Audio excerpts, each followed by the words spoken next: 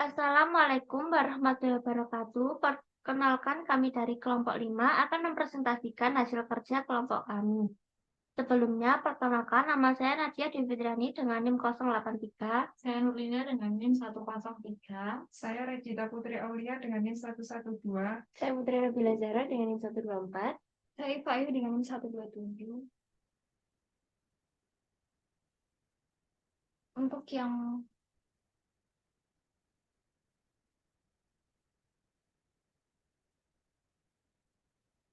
pertama itu adalah dokumentasi sistem. Pada dokumentasi sistem ini adalah flowchart bagian dari pembelian.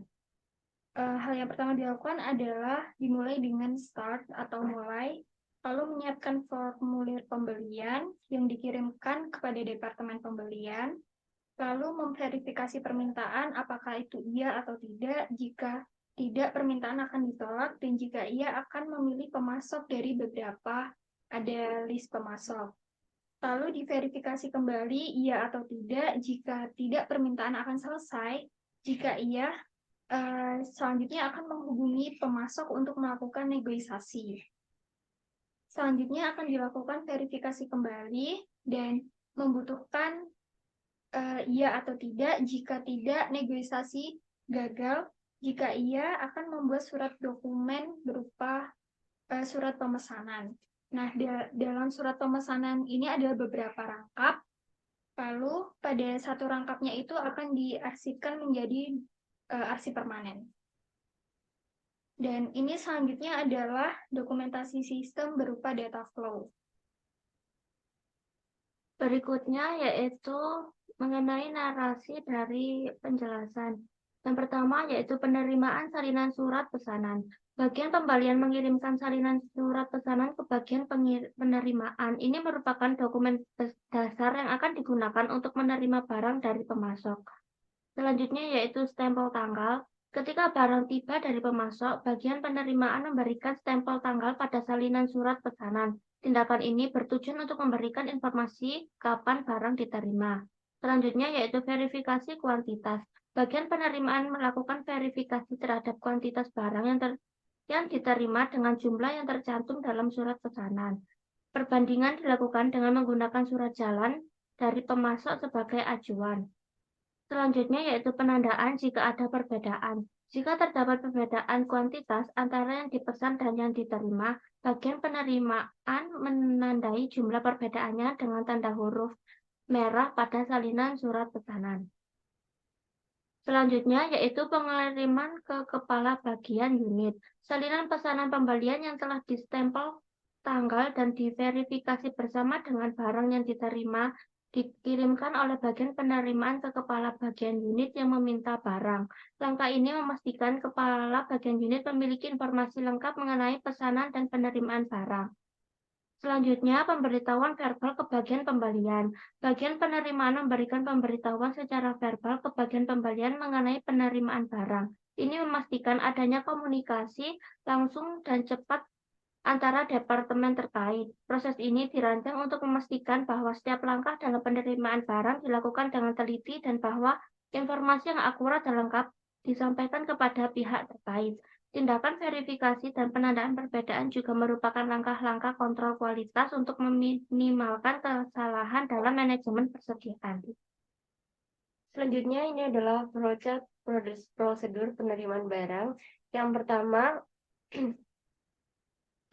bagian penjualan tersebut ada 2 surat pesanan, yang satunya salinan yang akan dikirim ke bagian penerimaan barang. Selanjutnya setelah mendapat salinan surat pesanan, yaitu di stempel tanggal. Selanjutnya adalah verifikasi kuantitas, apakah itu termasuk surat pesanan, apakah surat jalan. Selanjutnya tanda huruf merah jika memang ada perbedaan. Selanjutnya dikirim ke kepala bagian.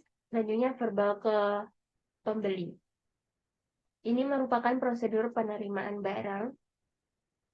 untuk narasi prosedur penerimaan barang, proses yang pertama adalah proses manajemen penerimaan barang ini dimulai ketika bagian pembelian mengirimkan salinan surat pesanan ke bagian penerimaan. Dokumen ini menjadi dasar untuk menerima barang dari pemasok. Setelah barang tiba, bagian penerimaan memberikan stempel tanggal pada salinan surat pesanan menunjukkan waktu penerimaannya. Langkah selanjutnya adalah verifikasi kuantitas barang yang diterima. Bagian penerima membandingkan jumlah barang yang diterima dengan yang tercantum dalam surat pesanan. Surat jalan dari pemasok digunakan sebagai referensi dalam proses ini. Jika terdapat perbedaan kuantitas antara pesanan dan penerimaan, bagian penerimaan dengan cermat memberikan tanda huruf merah pada salinan surat pesanan menunjukkan jumlah perbedaannya. Setelah itu, bagian penerimaan mengirimkan salinan pesanan pembelian yang telah distempel tanggal dan diverifikasi bersama dengan barang kepala bagian unit yang meminta barang.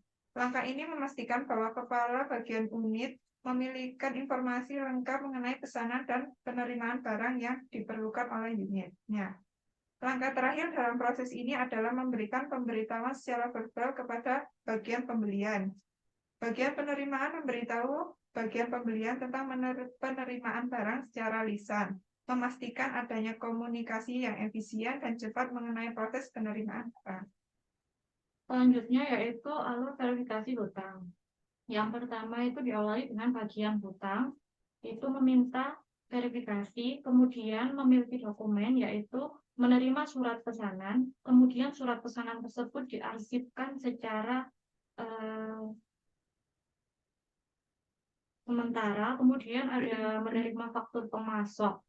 Nah, selanjutnya ada mencocokkan faktur dengan surat pesanan, membuat hutang dan debit rekening permintaan barang. Proses selanjutnya yaitu mengarsipkan faktur secara sementara, kemudian pembayaran jatuh tempo, kebijakan khusus. Dan dalam bagian tersebut juga ada bagian pembelian yang memiliki dokumen berupa surat pesanan. Itu merupakan DFD dari prosedur verifikasi hutang.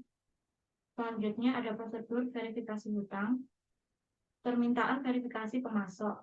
Bagian pembelian mengajukan permintaan secara verbal kepada bagian utang untuk melakukan verifikasi pemasok.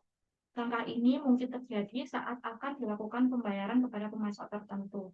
Selanjutnya ada verifikasi pemasok dari buku pembantu hutang. Bagian utang melakukan verifikasi pemasok dari buku pembantu hutang. Ini melibatkan pengecekan terhadap catatan hutang yang dimiliki oleh perusahaan untuk memastikan keabsahan dan keakuratan informasi terkait pemasok. Selanjutnya yaitu menerima salinan surat pesanan dan penyimpanan di arsip pembelian terbuka.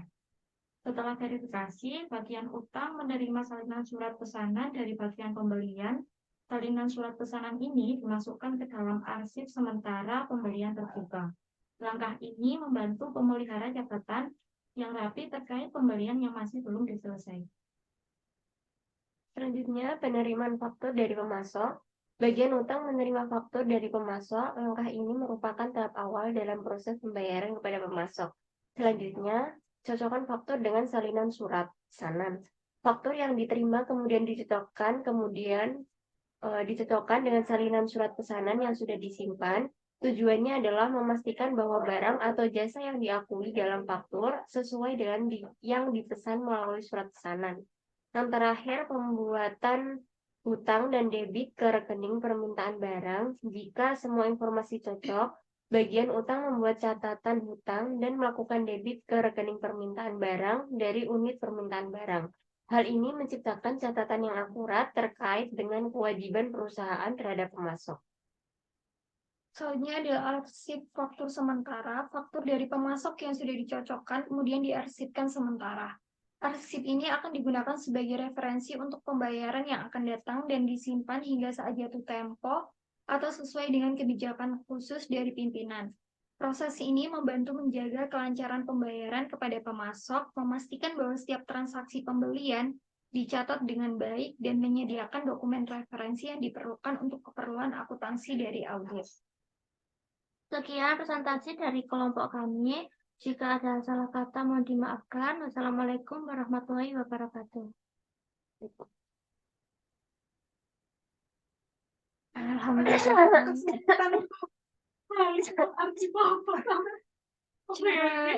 Gimana ya?